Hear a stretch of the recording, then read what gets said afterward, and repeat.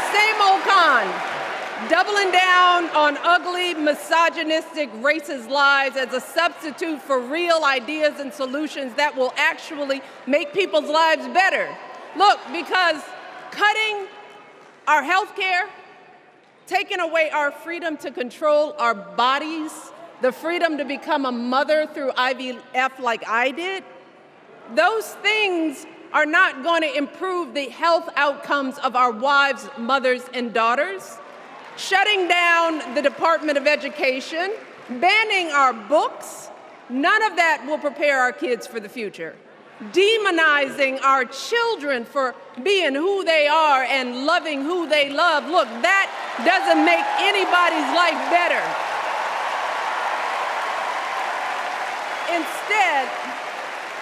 Instead, it only makes us small. And let me tell you this, going small is never the answer. Going small is the opposite of what we teach our kids. Going small is petty, it's unhealthy, and quite frankly, it's unpresidential. Why would any of us accept this from anyone seeking our highest office? Why would we normalize that type of backward leadership? Doing so only demeans and cheapens our politics. It only serves to further discourage good, big-hearted people from wanting to get involved at all. America, our parents taught us better than that, and we deserve so much better than that. That's why we must do everything in our power to elect two of those good, big-hearted people. There is no other choice than Kamala Harris and Tim Walz. No other choice. But as we embrace this renewed sense of hope, let us not forget the despair we have felt. Let us not forget what we are up against. Yes, Kamala and Tim are doing great now. We're loving it. They're packing arenas across the country. Folks are energized. We are feeling good. But remember, there are still so many people who are desperate for a different outcome, who are ready to question and criticize every move Kamala makes, who are eager to spread those lies, who don't want to vote for a woman, who will continue to prioritize building their wealth over ensuring that everyone has enough. So folks, we cannot be our own worst enemies. No.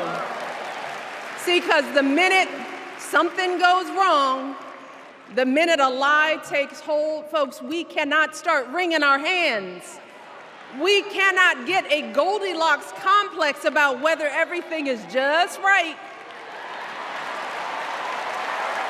And we cannot indulge our anxieties about whether this country will elect someone like Kamala instead of doing everything we can to get someone like Kamala elected. Kamala and Tim, they have lived amazing lives. And I am confident that they will lead with compassion, inclusion, and grace. But they are still only human. They are not perfect. And like all of us, they will make mistakes. But luckily, y'all, this is not just on them. No, this is up to us, all of us, to be the solution that we seek. It's up to all of us to be the antidote to the darkness and division. Look, I don't care how you identify politically, whether you're Democrat, Republican, Independent, or none of the above. This is our time to stand up for what we know in our hearts is right. It's up to us to remember what Kamala's mother told her. Don't just sit around and complain, do something.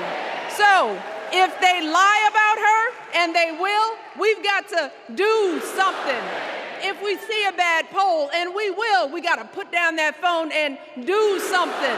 If we start feeling tired, if we start feeling that dread creeping back in, we got to pick ourselves up, throw water on our face, and what? Consider this to be your official ask. Michelle Obama is asking you, no, I'm telling y'all to do something.